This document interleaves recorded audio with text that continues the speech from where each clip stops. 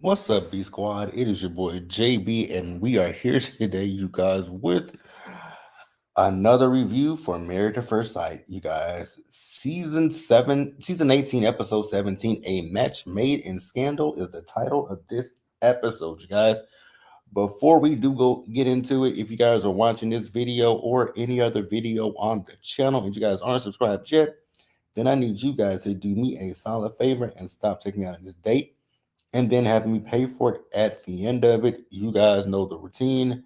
You can do me that favor by liking the video, subscribing to the channel, and also by turning on your post notifications, you guys.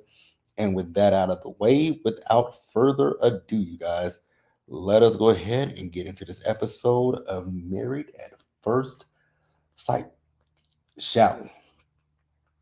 All right, you guys, if you guys watch this episode, tell me what you guys thought about it down in the live chat or in the comment section. I'm so confused with this episode right here. I just want to know why we getting another episode after this one and not the reunion. Like I'm confused by that. But let me talk about this one scene that I don't really give a rat's ass about. Like when I tell you I give no fly, I give like not a flying fuck about this damn scene. It is this scene between David and Madison. When I tell you I don't care about that scene with those two, I do not care. So we see those two as they went out on a little date with each other, and I was like, Lifetime, why y'all showing me this scene with these two? They went golfing, right? Now I'm gonna keep it a buck with you guys. I wasn't listening to them, so I I don't 100% know what they were talking about. But David asked Madison how was she doing. She's talking about how she's happier than she's been in a while. I know you're happier than you've been in a while because now you can freely be the little Jezebel that you are with David. Ugh, they could have kept that damn scene. And she says it doesn't feel so forced anymore and there's no pressure. Of course, there's no pressure because you're at the end of the process.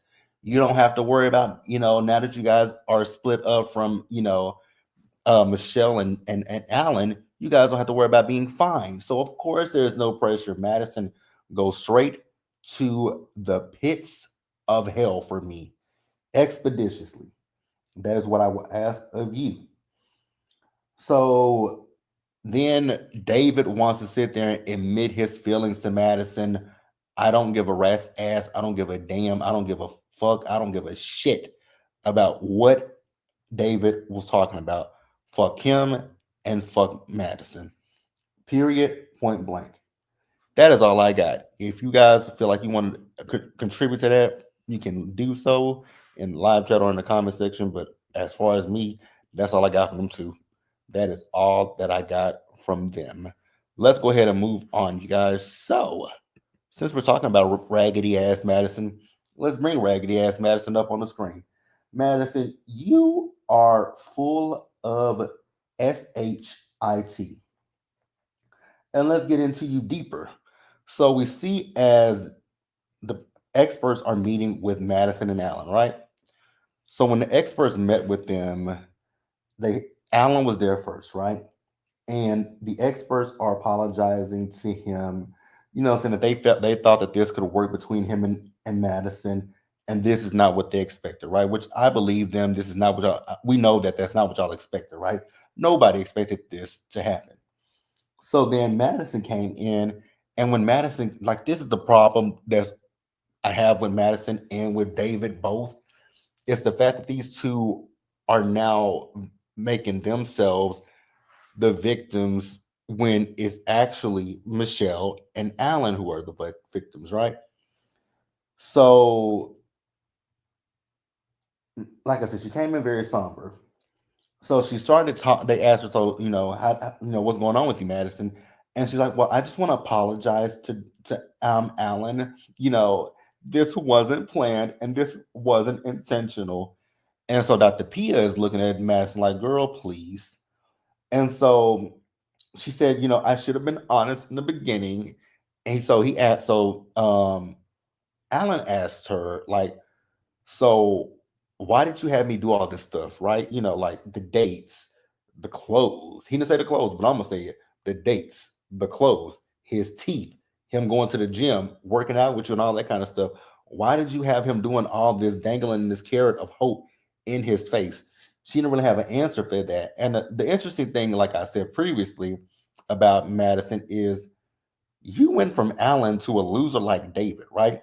The only thing that David, which I don't see the gym body from David, but you know what? Maybe she does. I don't want to see the gym body from David. Never do. But again, if she likes it, I love it, right? So Alan is questioning if everything with them was real. She says it was real, Alan. It was real. No, it wasn't. It was real fake. Like I said last week in the live, I actually have more respect for Michelle leaving this season than I do for Madison. Because if you guys think about it, throughout this season, I think a lot of us felt like, oh, Michelle is so mean. Michelle is a B word to David. Whereas with Madison, at least Madison is, I'm using air quotes, trying when it comes to Alan. She's not putting Alan down. She's not doing all the negative things that Michelle was doing to David, right? But hindsight being 2020 and thinking that the shit with Madison and David started on the honeymoon, hindsight being 2020, you now start to think to yourself like, was that a trick on both of their behalfs, right? Was David really playing up the whole Michelle is mean to me, Michelle is rude to me to make Michelle look like the victim? And then on the flip side with Madison, was it a whole plan employed to be like, oh, I'm really trying with Alan, I'm not that attracted to him, but at least I'm putting forth the effort and at least I'm trying. Like it's bullshit on both of their parts, right? So the experts so then I think it was Dr. Pia who noticed that Madison's demeanor had changed, right? And she's like, well, this is again where Madison started to victimize herself. It's like, girl, you are the one that that was with David, and it's not like Alan was messing around with Michelle. You were messing around with David, but she doesn't want to be put down and all this kind of stuff because Alan was like, what she says holds no weight to him. And I was like, I agree with you. I 100% agree with you that what she says holds no fucking weight. And so the experts are like, well, do you want to give him closure? He's like, oh, I don't need closure because it's easy to get over Madison. I was like, yes, Alan, it is absolutely going to be easy to get over Madison. Madison isn't as cute as she thinks she is. But okay. Goodbye, Madison. Don't want to see you ever again. Let's move on to the next one that I don't ever want to see again. Michelle and David. Now, with Michelle and David, they're also meeting with the experts, right? And so, like I said about Michelle, we can feel how we want to feel about Michelle, and that's fine. But even though I don't see it for Michelle and I don't like Michelle, Michelle still didn't deserve what happened with this whole Madison and David situation, right? David, you were very defensive when you came. You came in there and sat, plopped your big ass down on that couch, right? But before they got there, Michelle is telling the experts that she thinks that he was lying a lot longer than what she was aware of. I believe so. I believe we go back to the honeymoon, right? So he came in and he wanted to. It's so interesting to me. David came in with the exact same apology that Madison had for Allen, basically saying this wasn't intentional. You know, hold on, my bad, you guys. But yeah, basically saying that this wasn't intentional, this wasn't planned. Cut the bullshit, save it for whoever you want to save it for, but I'm not buying it. So then he became very defensive, and so Dr. Pia asked him about that. He was like, I'm not being defensive because Michelle's whole thing is she doesn't believe him." And he was like, "Well, that's up to you to believe." It's like, dude, you are being defensive. You are 100% being defensive. I would have told him he could leave at that moment, but they didn't. So He told Dr. Pia, like, I just want to be done with this. Mind you, this man still has this fucking wedding ring on. I was like, dude, if you do not take this wedding ring off, because in the words of Kim Zolciak, and I don't like quoting her ever, but the ring didn't mean a thing at all. Like, are you fucking playing with me, David? So then David got to the point where he got so pissed off that he took the ring out. Somebody he just wants a divorce. Like Pastor Cal said, it's been over. Like, what are you like? What the hell are you talking about? So after that, they called him out about because he was still making excuses because the more he talks, it's like he's talking about, because they asked him if he sees, if he's gonna be pursuing things with Madison. He said yes. And he was like, well, Madison, she asked me asked about me, how I was feeling and all this kind of stuff. And I'm like, so you still sitting up here making an excuse for why you did what you did to Michelle?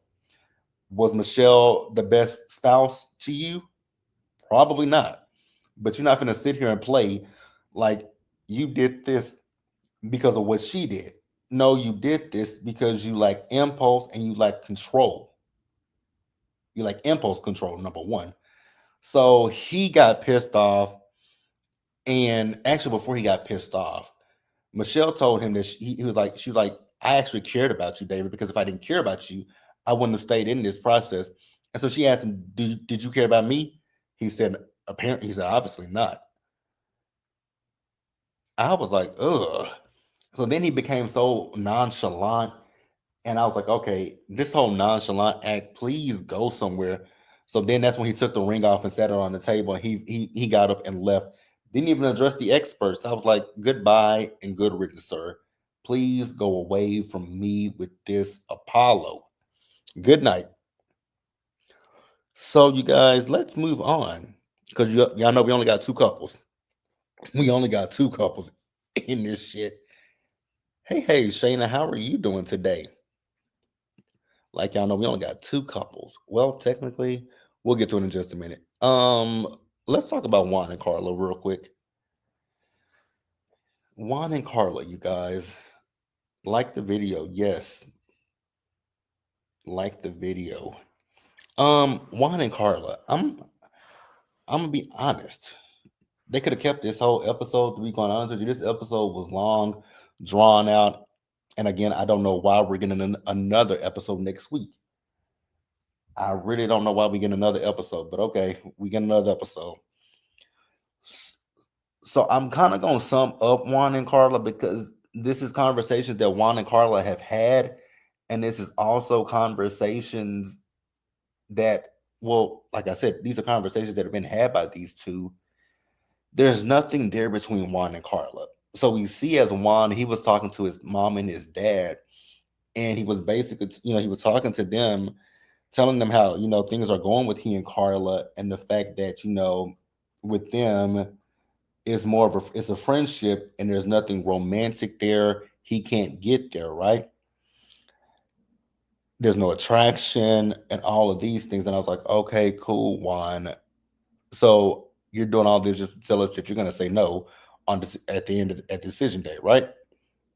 So then we see Carla as she was talking to her sisters, and Carla was telling her sisters how, you know, she feels like she and Juan are tiptoeing around each other.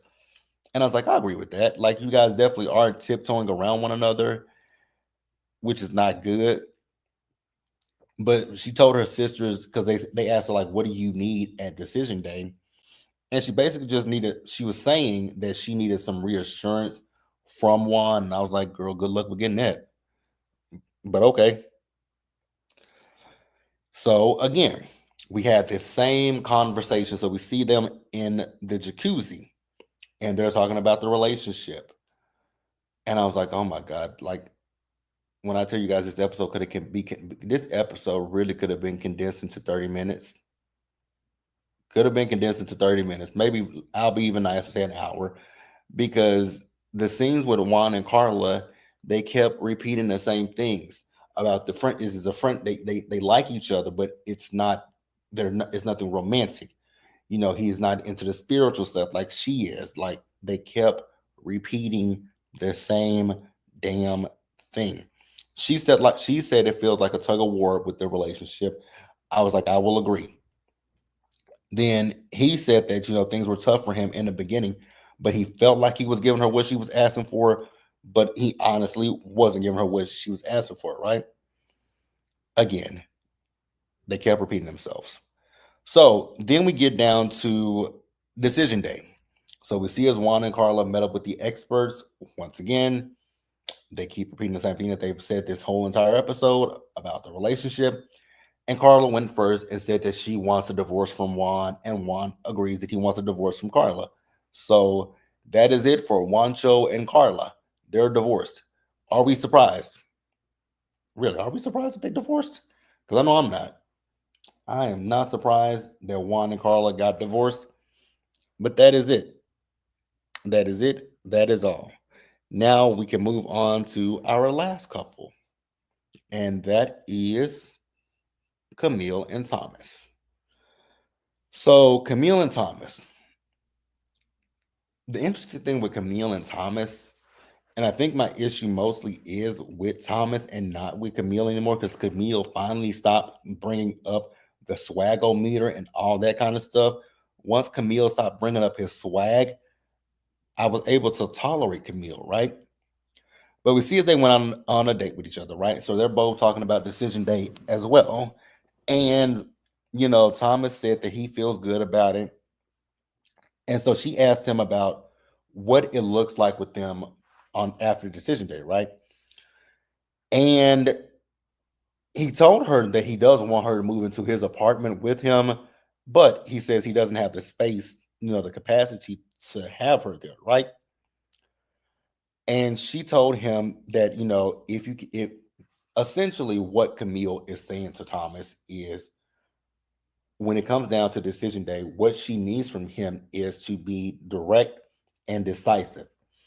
And unfortunately, Camille, I don't think that those are quality. I don't think that's a quality that he can provide to you, right? I honestly don't, because he's if you listen to him talking to her, he was hemming and hawing about what to do, because, like I said, he said he would love for her to move in, but he doesn't have the space for her. All I think Camille wants from you is just to say, I want you to move in with me, and we can figure out how everything works going forward, right? I think that's all she wants. I mean, here's another suggestion for you guys. It might not be the best solution, but it would be a solution. You guys both have leases. Again, this is not the best solution, but here's the happy medium for both Camille and Thomas. Break your damn leases. I know it's costly. I know it hurts, impacts your credit, but y'all might, or like do, I don't know, do something. But or another thing, sublet your apartments. Here's the thing, maybe y'all can find y'all's own place together, sublet both apartments that y'all live in, have that money as extra income, and then there are so many options of what y'all could do. And like I said, I know Camille wants him to be more direct and more decisive. Like, I want y'all to be. I think that she wanted him to be more decisive. So we get to decision day for these two, and Thomas. They talked about. They talked, and Thomas did say that he wants to stay married to Camille, and Camille says she can't do this. And I was like, girl, you playing a joke with them. And she was. She said she can't see herself not being married to him. So Camille and Thomas, they ended up staying married to each other. So that is the only couple that made it to decision day and said yes to each other, which I kind of figured that they would say yes to each other. They just got to figure out their living situation. That is the only thing when it comes down to Camille and Thomas, is just figuring out where they're going to stay at. And again, Thomas, your wife just wants you to be decisive. She wants you to be decisive. And they also said that I love you to each other. I was like, oh, that was so cute. It actually really touched my heart. It made me feel, it gave me the warm and fuzzies. It gave me the warm and fuzzies to hear them say, I love you. And then you guys, the end of the damn episode. Again, this is why I just said I don't understand why we're getting. Oh God, I didn't even put them on my screen. My bad, y'all. Again, I don't get why we're gonna put Camille and Thomas on the screen because they're the only happy couple at the end. So we're gonna celebrate happiness. So we get to the end of the episode, and all the couples are meeting up with each other, for the first time after decision day. They're meeting up at Juan's warehouse, right? We see that big wide hip bitch, itchy scratchy. He got there. I was like, oh fuck. Why is this man here? Like, sir, go away. We don't like you. We don't want to see you. We don't give a damn about you. So we see Alan. Alan got there. Michelle got there. Like I've said plenty of times before about Alan, Alan is a nicer and better person than I could ever hope to be. Because when David and Madison got there and Alan spoke to David and spoke to Madison, bitch, they wouldn't have got nothing from me. Now, he didn't hug them. He didn't hug Madison. And David went in for a handshake and said, yeah, nah, bro, I don't want to shake your hand. That's me. But me personally, if I was Alan, I would have acted like they were brick walls that I didn't see them. Kind of like what Michelle did. Michelle ignored them for as long as she could. Michelle ignored them. But Madison is trying it with Michelle. God, I can't believe I'm saying that. Madison tried it with Michelle, and I'm about to defend Michelle. So, they went around. Camille and Thomas said that they're still married to each other. Juan and Carla told them that they got a divorce. They talked to David and Madison about their relationship. Again, I don't really give a flying fuck about their relationship. Both of them can go straight to the pits of hell. For me personally, they both can go to hell. I don't care about them. So then Amem was talking about her relationship with EK. I was like, oh God, Amem, I get it, girl. You really tried with this man. And for the life of me, I still don't understand why you tried with this man. But I know you tried with him, right? And he over there in his feelings. I was like, oh, if I could reach for this TV screen and just slap that beanie off the top of your head, I would slap that beanie off the top of your head. Here's another thing. This is Married at First Sight, right? And I'm going back to that date that they showed us of Madison and David. This is Married at First Sight, not cheating at first sight. So why do we have to see? Why do we have to see that date with them? And why do we have to see these two? Why do we have to talk about their relationship? They cheated at first sight after they got married at first sight. But okay, whatever, whatever. So Ikechi, his face is scrunched up, and he's talking about how, with his wife, she made him feel small, she made him feel this. I was like, no, sir. When you saw that apartment for the first time, that is when you felt small and inferior. So the only person who, like, you have to take account, like, I will agree with her, he does need to take accountability, because you are 42 years old and you are too old for the games. Because you, especially with their retreat, you came on that retreat with that one paper talking about a divorce to embarrass her. Like, don't play me, don't play her, don't play anybody. Oh God, I can't stand that man. After this, oh God, I never want to see Ikechi on television, on my television, ever again in life, right? So I do like the fact that the ladies did defend Amem, but I kind of wanted her to, I was like, Amem, leave the man alone. Just let that man sit over there, stew, and look miserable and be miserable. Like, we don't need to address it. You don't need to address him. Let him be, right? So David and Alan had a little brief conversation with each other. I wasn't listening to it because David was talking. So I said, fuck it, and tuned the hell out, right? So David once again tried to shake Alan's hand.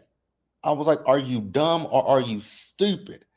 Like, why are you trying to shake this man's hand after you were with his wife? David, the only thing that you would have got from me was a punt. Would be my knuckles to your face. But whatever, whatever, whatever, whatever.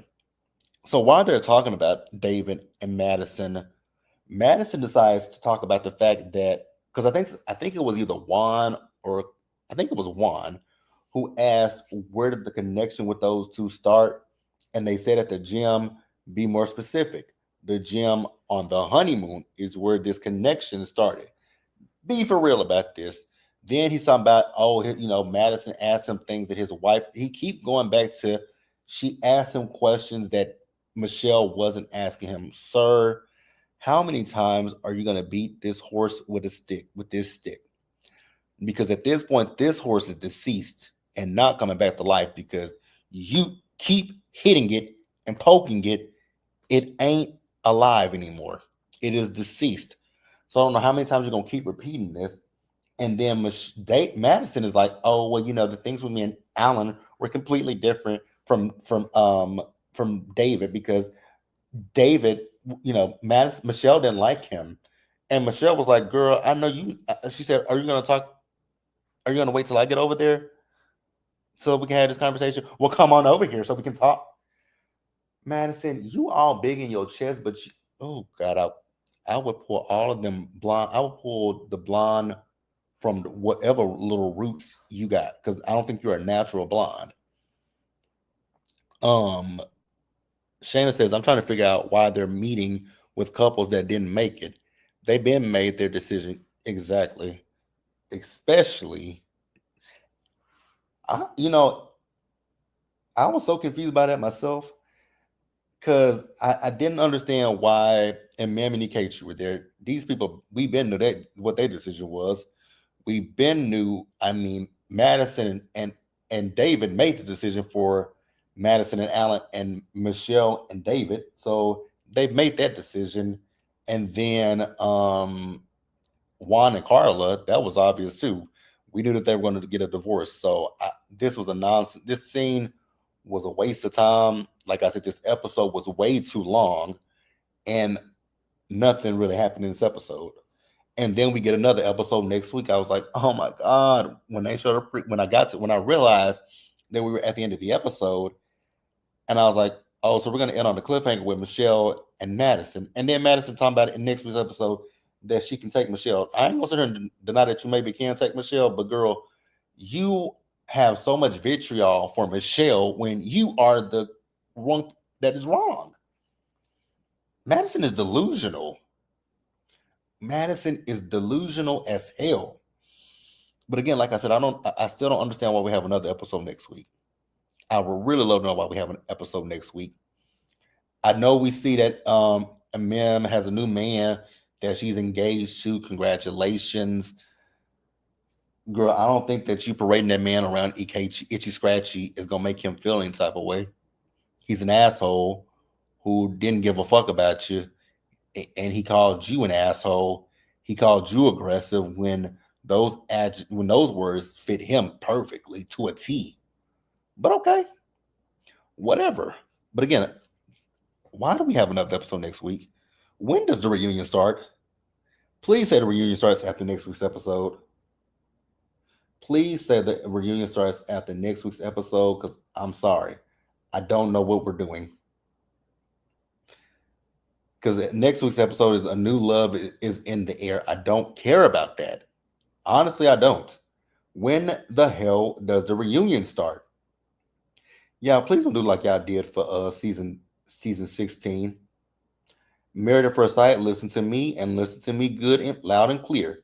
Please do not do what y'all did for season 16 in Nashville, because if y'all remember with Nashville, they did the reunion, and then they did those episodes after the fucking reunion.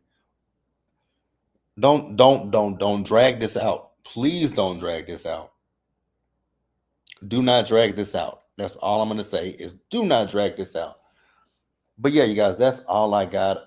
If you guys have anything that you guys want to address in the comments section, Lord, please, for the love of God. Because I'm noticing a trend. They typically have like 25 episodes in the season, and we ain't even at 20. We not even at 20. No, we not even at 20. Okay. Season 15 only had 17 episodes plus a two-part reunion. Season 14 had a 19. 13 had 19, which was Houston. Season 12, Atlanta had 19. Okay, so we might be fine.